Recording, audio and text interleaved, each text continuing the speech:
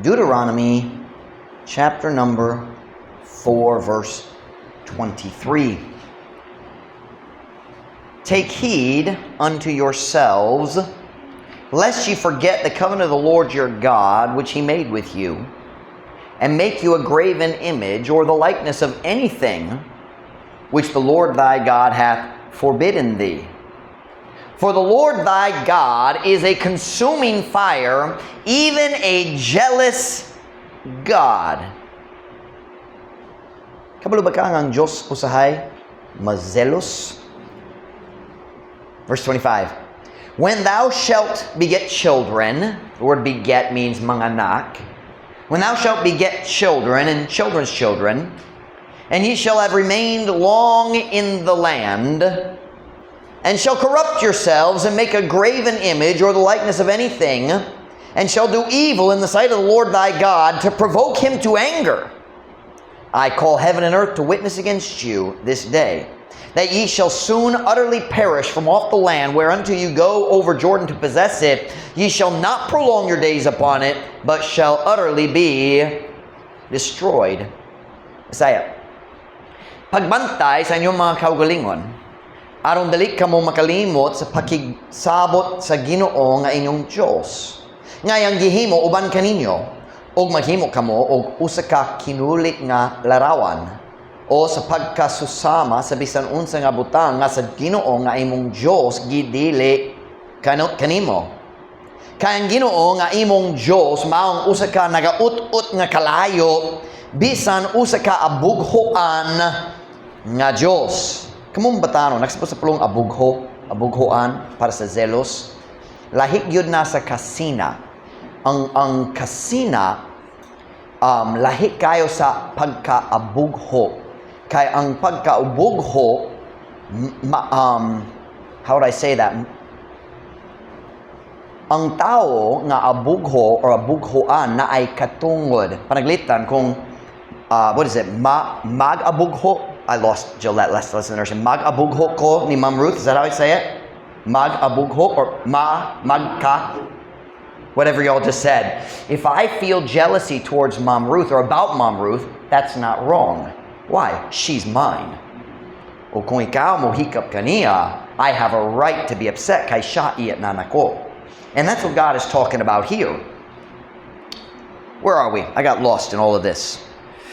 Verse number 25. Sa diha nga ikaw mo himugso og mga anak sa mga anak, og kamo nakapabilin og dugay sa yuta, og modunot sa inyong mga kaugalingon, og mohimo og usa ka kinulit nga larawan, o sa pagkasusama sa bisan unsa nga butang, og mobuha og dautan diha sa pananaw sa Ginoo nga imong Dios aron sa paghagit kaniya sa pagkasuko. Ako nagtawag sa langit ug yuta aron sa pagsaksi batok kaninyo niining adlaw nga kamo sa madali hingpit nga malaglag gikan sa yuta din nga to kamo moadto tabok sa Jordan aron sa pag-angkon niini. Kamo dili mo pata sa inyong mga adlaw nganha niini apan sa hingpit malaglag. So my message may not make sense at the beginning, but I think you'll understand soon. The title of my message is this: Time is not your friend. Or I could say the passing of time. But I like the word time. Ang panahon, that's the word, ang oras, I don't know how else to say it. Ang panahon, ang paglabay sa panahon, dili man ang imong higala. Time is not your friend. Magampo na ta, dahil kung makalingkod para sa mensahe karon. Father, I pray that you bless the preaching this morning. It's an unusual message, but I know you helped me. I know you led me. So I pray, God, you continue to lead me. Paleo, Gino, giyahit ko sa kong pagwali aron makatabang ko sa imong katawhan karon. Paleo, Gino, liho ka sa matag kasing-kasing. Work in us, Father. Help me, God. Fill me with your Spirit, please. Use me to help your people this morning. Please, dear God, stir our hearts. We pray in Jesus' name. Amen. Pwede ka mo maglingkod. Ang paglabay sa panahon moguba sa tanan. Or we could say, diha sa paglabay sa panahon, maguba ang tanan. Panaglitan, ang pinakanindot, pinakamahal nga kotse karon sa pipila ka tuig mataya, mamaot, o madaot. Di ba?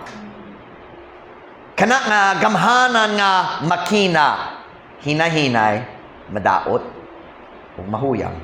Bisan mag-change ka sa oil, bisan mag-ilis sa lain-lain parte, kung mag-ati man ka sa tanan sa saktong paagi, kana nga car, kana nga kotse, hinahinay, madaot. Ang paglabay sa panahon mo guba sa tanan. Ang pinakamatahong nga balay sa dapitan karon, sa pipila ka tuig, mag-abok. Ang pintal nga nindot tanawon karon, makuspaw og hinahinay, matangtang. Ang pinakamahal nga pamisti nga mapalit nimo, kung nindot kayo or bisan paliton sa ukay-ukay, pareho ang katapusan.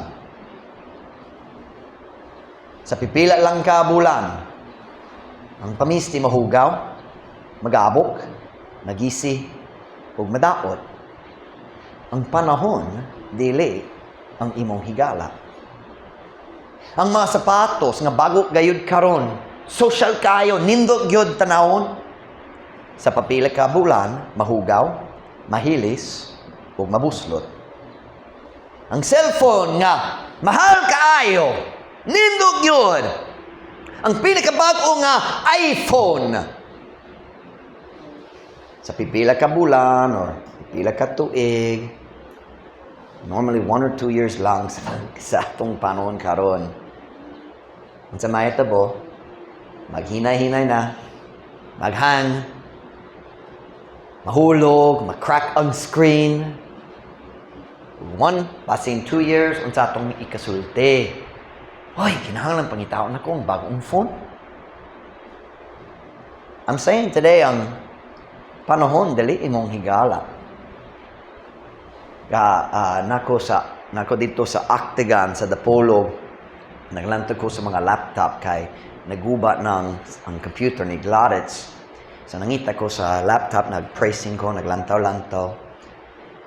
Huwag nagpila, kinikus ka nindo, mayong specs, nindo ang tanan. So ako naginom sa tao, ako mo palit ni ini. So siya nagkuha sa box, ikan sa likod, nagdala sa counter. Ako may kuig niya nga to sa counter, maglantaw, mag-check kung okay ang tanan. Huwag naglantaw ko, sulod sa glass case na sila laing laptop. Huwag natingala ko, 72,000 pesos para sa laptop. Naglanta ko, unsa special ni ini, murag priyo-priyo sa kompleton karon. Mahal, 72,000. Wala ko, hindi mo unsay raso nga special. Naglanto ko sa specs, nagplano ko mga tana, pero nalimot ko, unsay special ni ini. Pero bisang ka na, nga 72,000, or 100,000, or 1,000,000. Pipila ka tuig, pipila ka bulan, what na? Madaot ang tanan, diha sa paglabay, sa panahon. I'm saying today, ang panahon, dili imong higala. Bisa ng atong mga lawas, madaot, diya sa paglabay, sa panahon. Kung dili ta tinuyong maningkamo sa pagbantay sa atong panglawas, ang atong kabasko, ug kaaptik, daling mahanaw, diya sa paglabay, sa katuigan, ug bisan maningkamo gyud ta, ang atong kabasko, mahanaw, yapon. Ang mga mata, hinay-hinay, mahanap. Unsa ba? Mahanap is the mata. Mahanap. I was really good English. The hanap is the mata.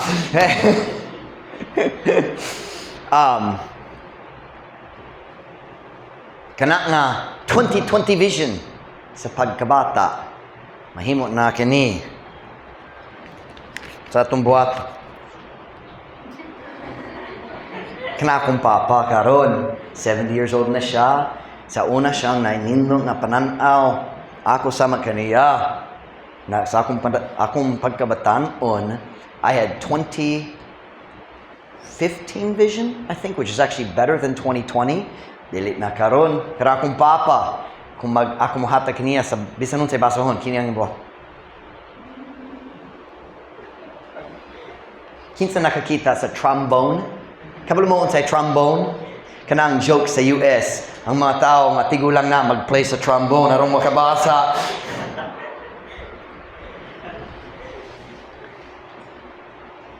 Ang tao nga dili mo kaon o sakto nga mga nutritional foods magsinata sa daghang malikaya nga problema. Pero ang tao nga magbantay gyud sa iyang diet sa pipila ka tuig maglusod gyapon. Ang tao nga mag-exercise or dali mag-exercise basin mahimong luya o walay kaabtik sa hunahuna, sa lawas. Pero siya nga mag-exercise, basin mas dugay, pero siya po, mabot sa panahon nga, wala na kaabtik. I'm not saying we shouldn't take care of our body. I'm just saying, dili malikayan ang resulta sa paglabay sa panahon. Pwede ta maghinay, magpugong, dili angay nga kita mag-usik sa mayong kabasko gikan sa Ginoo. Why klaro ka na? Sama nga dali angay kita manigarilyo kay maguba atong lungs, dali angay nga maot atong diet nga maguba atong tibok mang lawas. Nagadung ko sa Magwali si Pastor David. Iyang gisulti, he said matag tuig ang mga heart attack sa Pilipinas mosaka tiya sa May ug June. Kaya nga naman, graduations ug lechon. Tinuod lagi? Tinuod? I'm just trying to say today, ang panahon dili ang imong higala. Gawa sa tinuyong paningkamot, walay bisan unsa nga mahimong mas maayo diha sa paglabay sa panahon. Did y'all get that? Outside of intentional effort made by man, nothing gets better with the passing of time. Just as a side note, time out. Do you know what that proves? Evolution is stupid. Kay gawa sa tinuyong paningkamot, walay butang mahimong mas maayo. O ang pagtulo sa evolution, ang tanan mahimong mas maayo, bisan walay tao nagsulay. Buang. Time is not your friend. We're going to come back to that concept in a few minutes, but for now, let's go back to our text verse and see if we can get a context to understand aron makasabot ta ang hilisgutan sa atong teksto karon. Go back to verse 23 of Deuteronomy chapter 4. Deuteronomy chapter 4 and verse 23. Deuteronomy chapter 4 and verse 23. Natay gamay nga Bible study dayon aron makasabot ta sa context dayon mubo kayo ang application sa katapusan alang sa atong mensahe karon. Deuteronomy 4 verse 23. Kung nana say amen.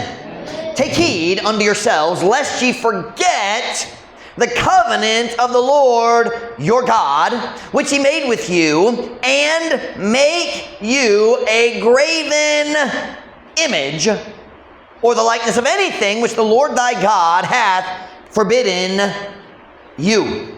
Pagbantay sa inyong mga kaugalingon, aron dali kamo makalimot sa pakigsabot sa Ginoo nga inyong Dios, nga iyang gihimo uban kaninyo, og maghimo kamo og usa ka kinuli nga larawan o sa pagkasusama sa bisan unsa nga butang nga sa Ginoo nga imong Dios gidili kanimo. Diri sa atong tekstong Dios nagpasidaan sa iyang katawhan kabahin sa pagbiya kaniya aron mohimo sa mga revolto. Mga I lost the word. What is the word? Larawan, mga imahe, mga statwa.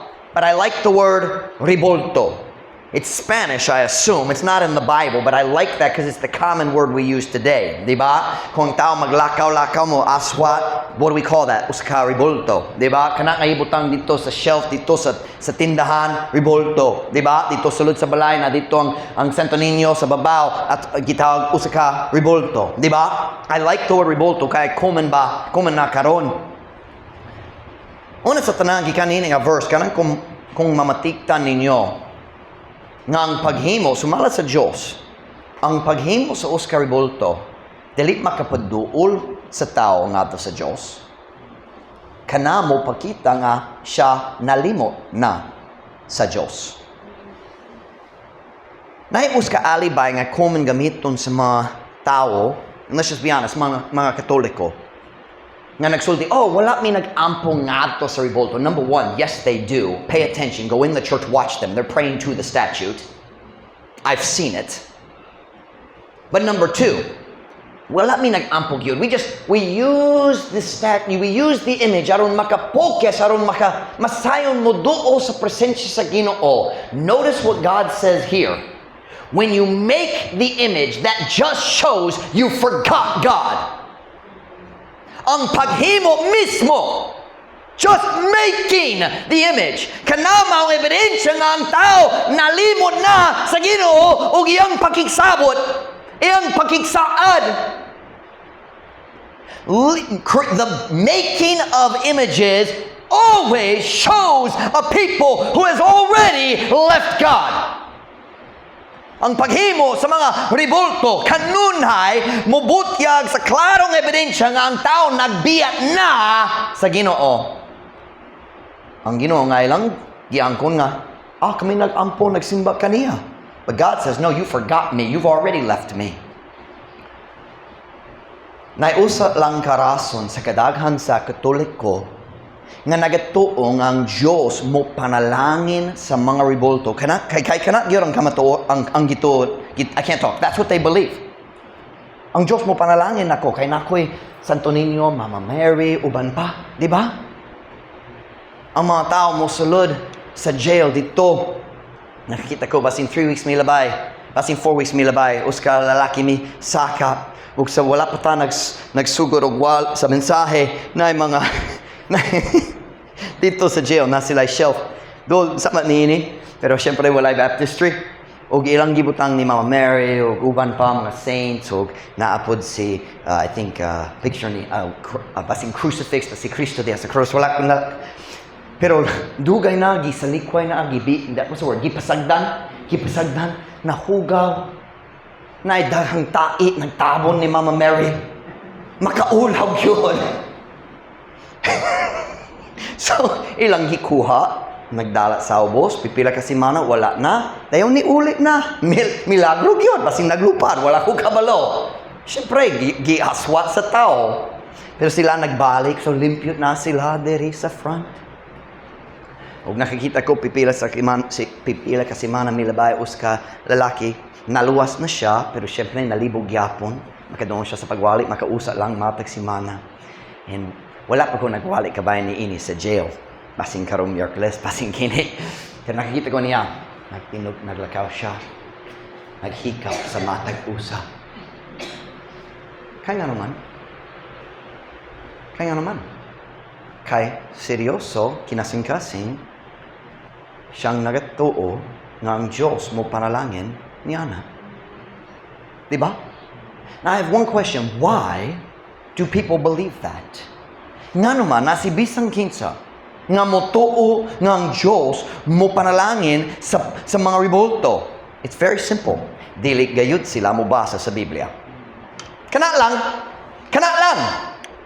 Kung si bisan kinsa mo basa lang sa Biblia, dali siyang mukat-on nga ang Diyos nagdumo sa tanang mga ribulto. Period. Ang tanan statwa, ang tanan larawan, ang tanan imahe, nagihimo alang sa bisan unsang religyoson katuyuan. Ang Diyos nagdumo sa tanan. O kung ikaw, o si bisan kinsa, wala nagato niya na, wala gayud ka nagbasa nining libro ha. The problem is ignorance. People don't read the Bible. Sama sa tao dito sa Kanlukani, nagbinuwang siya nako sa soul winning. Ug yang gisulti nako is para na ako mas mayo dali mo basa sa Biblia. Mao ba? Yeah, para na ako mas mayo dali mo basa sa Biblia pero matakadlaw mo story ko sa Dios, musulti Ginoo, tabangi ko karon. Og kini nga tao nagbinuwang kay daghang lalaki duol, nagandam sila para sa sabong. O ang Diyos may hatay ko sa saktong tubag. Iyang gisulti, para na ako mas mayo dali mo basa sa Biblia, pero mustuli ko sa Diyos mataglaw Ginoo pala og tabangi ko, akong diretso nagtubag ko. I said, ang Diyos mo tubag nimo. Mitabang nako kanimo. Mihatag ko nimo sa akong pulong, pero wala ka nagbasa. Ang problema sa dapitan simple kayo. Nga naman ang tao nagtuo sa daghang kabuang kabayan sa mga revolto. Wala sila nagbasa sa Biblia!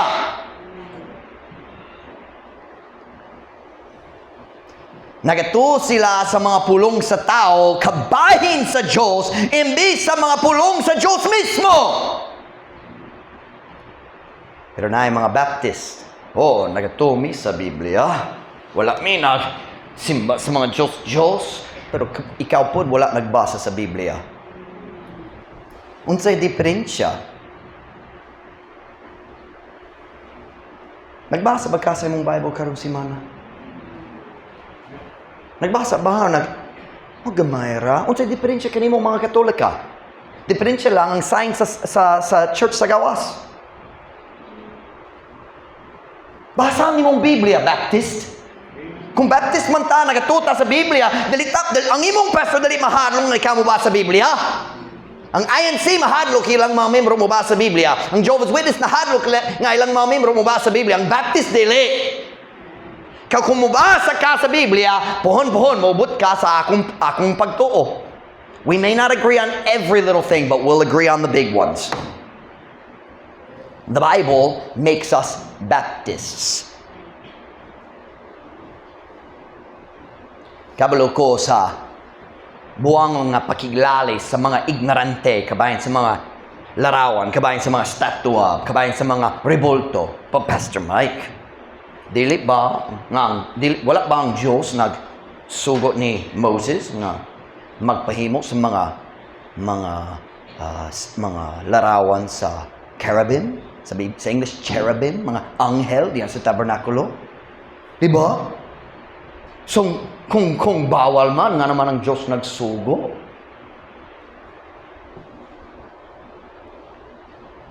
Tinuod. Naidua ka cherubim. I think in Hebrew it's cherubim. Cherubim. Diha sa pinakabalaan nga dapit sa tabernakulo. Dua lang. Og asa man sila, ibabaw sa mercy seat, sa likod sa veil, sa pinakabalaan nga dapit, diin walay tao makakita. O kanang mga larawan, wala gigamit sa bisan unsang ceremony, sa bisan unsang pagampo or buluhaton diha sa tabernakulo. Watch now. Sila ang mga decorations lang na makitaan sa Ginoo. Kay makausad lang matag tuig, ang labaw nga pari lang nagsulod, makausad lang. Og nagbutang sa dugo diha sa mercy seat dayon nigawas na siya. Nobody ever saw them. They were decorations for God's sake. Siya lang ang nakakita kanunay. They were not part of the worship. There was nobody carrying around the cherubims diha sa kampo. Wala pang good. It's a silly, dishonest argument of dishonest, lazy people. Read the Bible.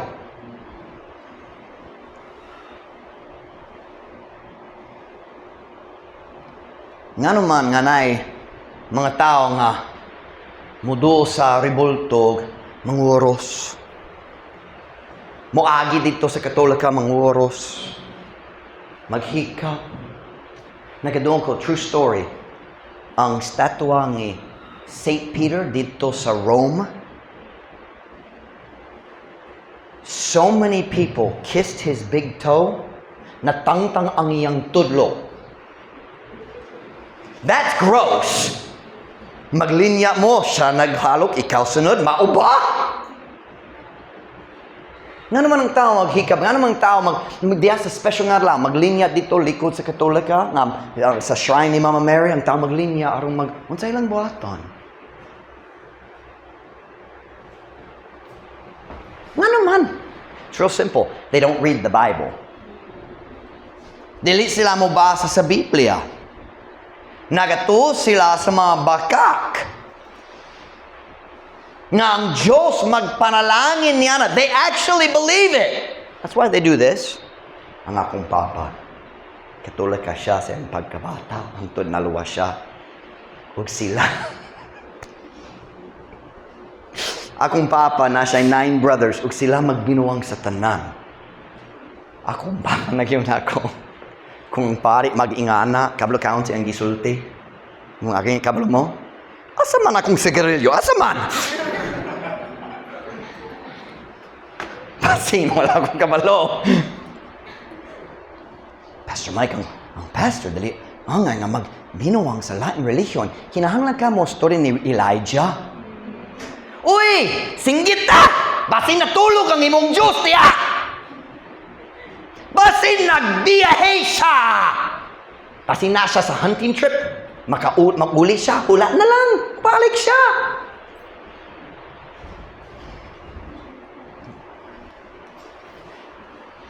Kung ikaw, maghugihong mubasa sa Biblia, dali kang mukita nga walay sala sa tao nga mas makalago man sa Ginoo kaysa mga revolto.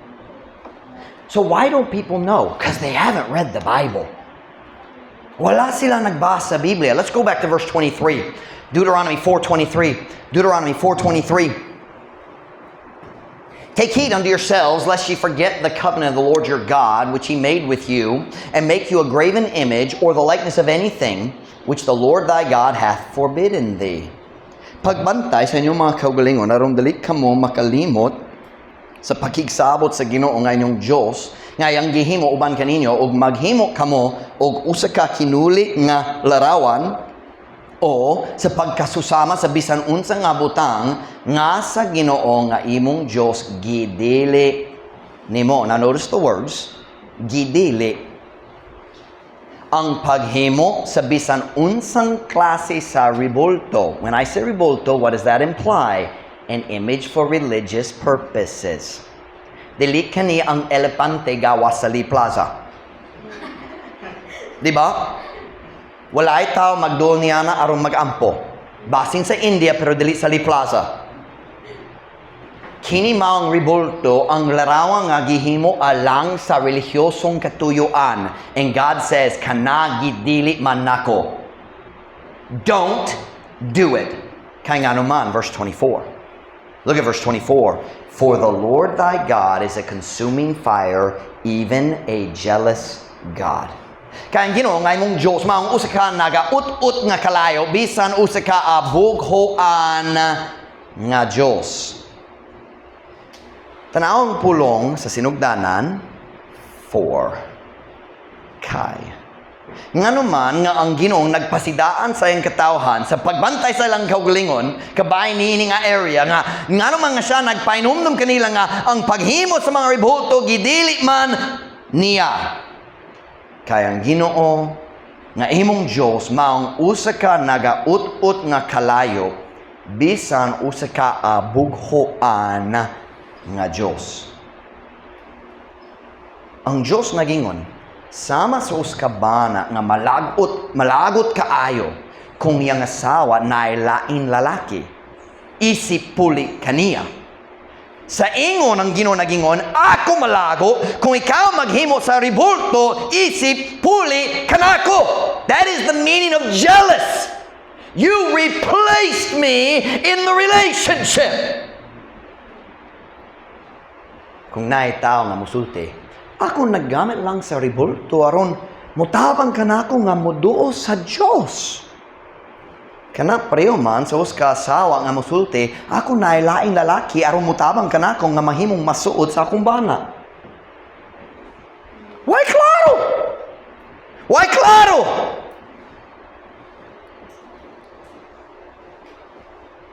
Dili sa lakma na lang sa uska bana nga mag-abugho mahitungod sa iyang asawa kay siya iyaha. Sama sa babae, ang asawa, dili sala kung siya mag-abugho kabayan sa iyang bana. Kaya ang bana iyaha. The marriage relationship is, what's the word I'm looking for? Mutually exclusive.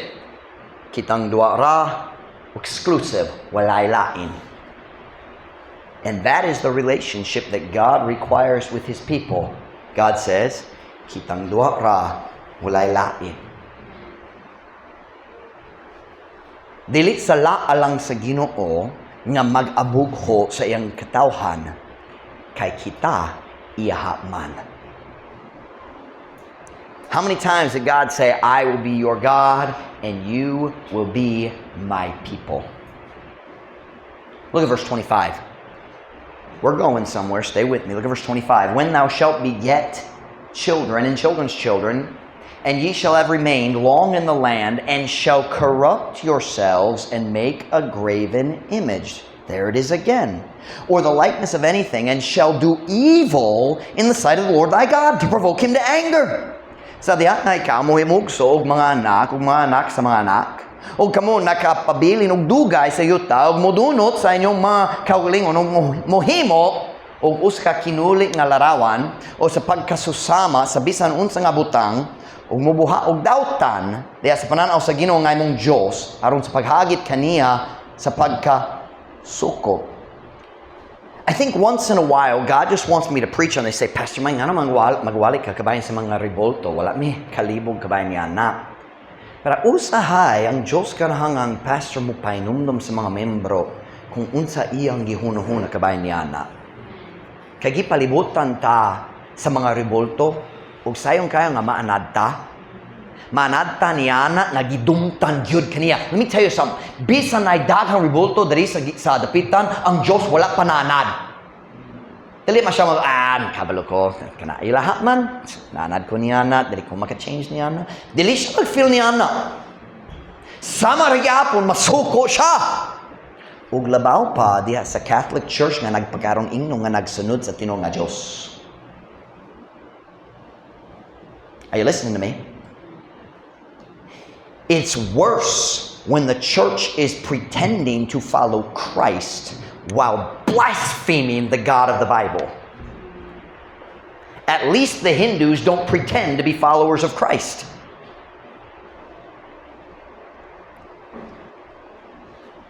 I want you to notice here. What does God say in just these 4 verses combined sa mga ribulto? I want you to notice the word dunot. Sa English, corrupt. Now, there's a little bit of confusion for me and maybe for you also. Kabayan sa pulong corrupt, dunot. Ang pulong dunot, nagpasabo nga rotten. Sama sa bunga nga gibili ni mo diha sa kainit. Ug unsa may tabo. Sa dali madugay kana manimahot na kay nadunot na. Dali na magkaon. Di ba? Kung manimahot na ang imong bunga, mukaon ba ka? Dili na. Nadunot na. Pero, diri sa Pilipinas, kung mag-istorya ta kabahin sa tao, mas comfortably ta sa English pulong nga corrupt. Dili ta musulti dunot ang government. We say corrupt ang government. Di ba? So naghuno-huno ko kabayan ni ini. God says here, when you make an image, you corrupt yourself. Okay, panaglitan. Unsang pinakadakong pagreklamo sa mga Pilipino karon. Ganahan ta sa hustisya tiya sa mga corrupt nga politiko nga nadato man pinagi sa mga flood control projects. Di ba? Naminaw ko gamay sa news. Gamay ra. O kana gayon ang dako nga mga protest dito sa Manila, nagubot gyud sa Manila, daghang, di ba, na mga hearings, daghang kabuang ang tao mismo nga nag-investigate sila pud mga sad-an kalibog, di ba? And we say they are corrupt. What does that mean? Kung kita mo sulti ang mga political corrupt manggod, ang LTO corrupt man, magmulta dayon mudawa sa fixer aron ang tao mihatag sa multa ang mukuha sa kwarta, ang LTO dili manggod. Di ba? And nobody ever says that out loud, do they? Nga lang unsa atong gipasabot kung we say corrupt man? Unsa gipasabot? Here's what it means. Nadaot ang ilang batasan tungod kay naay butang nga mas importante alang kanila kaysa pagtuman sa ilang responsibilidad. Ug unsa ba kana nga butang nga mas importante para nila? One word, kwarta. Nadaot sila, nadaot ang ilang batasan pinaagi sa gugma sa kwarta. Kana manggurang pagbaligya o pagpali sa boto, nadaot ang batasan sa tao tungod nahigugma siya sa kwarta. Diba? Paminaw nining duha ka verse. Why don't you turn there with me? 1 Timothy chapter 6. Reading these verses in the context of today's chaos, nga kabayan sa flood control projects, corruption, these verses have a whole new feel para kanato karon. Na usa lang ka sentence nga walay labot sa mga government, pero ang tanan lain, tanawa. Matingala ko. 1 Timothy chapter 6 verse 9. 1 Timothy chapter 6 verse 9. Kunana sa amen? But they that will be rich, that word will means buot or nagtingwa, determinado sila nga mahimong dato. But they that will be rich fall into temptation and a snare, and into many foolish and hurtful lusts, which drown men in destruction and perdition. For the love of money is the root of all evil, which while some coveted after, they have erred from the faith and pierced themselves through with many sorrows. May uska line dito, they have erred from the faith. That's the only one that doesn't apply. Pero ang tanan lain tanawa, tinuod gyud ang Biblia. Basaya. Apan sila nga buot, mahimo nga dunahan, mahulog nga to sa tentasyon, ug sa uskalit-ag, ug nga to sa daghang binuwang ug makadaot nga mga pangibog, nga milumo sa mga tao diha sa kadautan ug kalaglagan.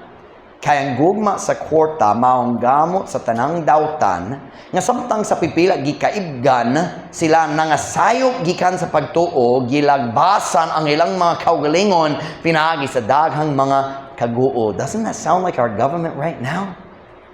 Pareho man God.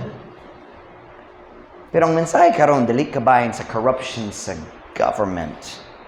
Nagistorya kabayan sa corruption nga magikan sa mga revolto. Kung naay culture, diin ang revolto gidawa, kanunay na ay kadunot. Corruption. Ang paghimo, I lost my place, I apologize. Ang paghimo sa mga revolto, dili mo paduol sa tao sa Diyos. Kana mo daot ra sa ilang batasan. And here's the key, diha sa kinatibukan. That's what the word dunot means. Kung naay gamay nga corruption diha sa usa ka bunga, unsa kadugay matakdan ang tanan. Kasi matakdan sa kadunot, unsa kadugay? Dali gyud. Usa lang ka bad, kung usa lang ka saging madaot, dali ang tanan. Diba? Dili pwede ang uskabahin ra madaot ang tanan, ang tibuok dali matakdan. That is the idea of corruption. Because the word corrupt in the English is the idea of to make dirty. It dili na putli, it's no longer pure. But why do we use the word corruption? Why do we, instead of make dirty? Because it's the idea of how do I say it? Malupano na. Kana nga kadaot mulukop sa tanan. So what is God saying here? When you find a religion that accepts idolatry, ang tanan bahin sa religion madaot. Kana nga kahugawan mulukop sa tanan. Does that make sense?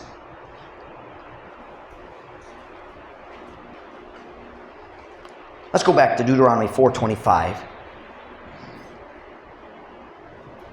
Deuteronomy 4:25. I told you it's a Bible study to give us context and then a very short application. Deuteronomy 4:25. When thou shalt beget children and children's children, and ye shall remain long in the land, and shall corrupt yourselves, and make a graven image, or the likeness of anything, and shall do evil in the sight of the Lord thy God to provoke him to anger. Og mobuha og dautan diya sa pananaw sa Ginoo nga imong Dios aron sa paghagit kaniya sa pagkasuko. So once again, what do we see here? God says it corrupts you and it's evil. Unsay gihuno-huno sa Dios kabayan sa tao nga mo duol og mohikap sa tiil ni Mama Mary. He says that is evil. Dautan gyud na. Dali ang nga kita maanad ni anak nga dautan diya sa pananaw sa Ginoo. It's not our job to go and be mean to people. Dali ta mo sulod sa balay. Unsa man na? Ikaw tigsimbaw Diyos. No. Pero dali ang nga maanad. It's evil and it makes God mad. Unsa ba ang problema? Nga naman, nagdaghang tao, kung magsuot ni ta, ikaw mo tanan, nagatubag ka sa Biblia, unsa ilang tubag? Oh, nagato. Nga naman, nagato sila nga ang Diyos mong panalangin sa rebolto. Wag yun sila nagbasa sa Biblia. So let me say first of all, let's not make the same mistake. Kung kita mag-angkong nga nagato ta sa Biblia, dayong dali mo basa sa Biblia, unsay pulos. Mula ba ang daghang panahon, daghang adlaw o dili ka mo abri sa Biblia pero daghang panahon sa cellphone, daghang panahon sa Facebook o YouTube o lingaw-lingaw, mo kuyog-kuyog sa barkada, unsay pulo sa pagtuo sa pulong sa Dios kung dili basahon og wa kabaloon sa nasa sulod. Read the Bible. Basa ang Biblia. But the message this morning is not really about idolatry. I just thought God wanted me to explain the context, and I got a feeling I'm going to preach it at the jail on Wednesday. Pero unsa bang mensahe karon? Go back to the introduction. Ang panahon dili imong higala. Go back with me to verse 25. Verse 25. God warned them about idolatry. Said, di ko ganang amping kayo mo nga dali ka mo mubalik sa inyong daan na anda, nagsimba, maghimo sa mga rebolto, magsimba kanila. Look at verse 25. And when thou shalt beget children, and children's children, and look at this next line. This is the verse that caught my attention. And ye shall have remained long in the land, and shall corrupt yourselves. Sa diha nga ikaw mo'y mugso og mga anak sa mga anak, og kamo nakapabilin og dugay. I think it would be helpful to put na in there. Kamo nakapabilin na og dugay sa yuta og modunot sa inyong mga kaugalingon. Og mohimo og usa ka kinuli nga larawan. I just want you to notice two words in English. Remained long. When did God warn them that there's a good chance nga sila makasala, mohugaw sa ilang kaugalingon, moduno sa ilang batas ang pinagi sa mga larawan? After you've remained long. Nakapabili na og dugay. All of these warnings, God says, it's corrupting, it's evil, I hate it, I'll judge you, all the warnings, but they circle around the theme. human sa dugay kayo nagalagad sa Ginoo. Faithful man, pipila ka tuig daghan. Dili pila ka tuig daghan. Nayanak, imong anak mudako na magkasal, mga anak. Daghang tuig ang mulabay. And then he says, be careful. Here's the message. You ready? It's short. Ang paglabay sa panahon, dili maghimo kanimo nga mas lig-on. Gawa sa tinuyong paningkamot, walay butang mahimong mas maayo diha sa paglabay sa panahon. Lakip na ang imong tinindogan alang sa Ginoo. Ang tanan magabok sa paglabay sa panahon, apil ang imong kalig-on alang sa Ginoo. Nganuman nga nay daghang lig-on nga Kristohanon nga mosunod sa Ginoo daghang tuig dayon sa kali mapukan nga to sa sala, matingala ta sa kali mo corrupt sa ilang tibok kinabuhi pinagi sa sala. Kay nganuman, watch now. Are you listening? Listen to me now. Tungod kay diha sa paglabay sa panahon, nagsugod sila og tuo nga wala na'y peligro alang kanila. Nagfeel sila nga safe na. Are you listening to me? In the passing of time, we start to feel safe. Lik-on na ko, pila ka tuig. Daghan man, okay raman ko. And that's when we fall.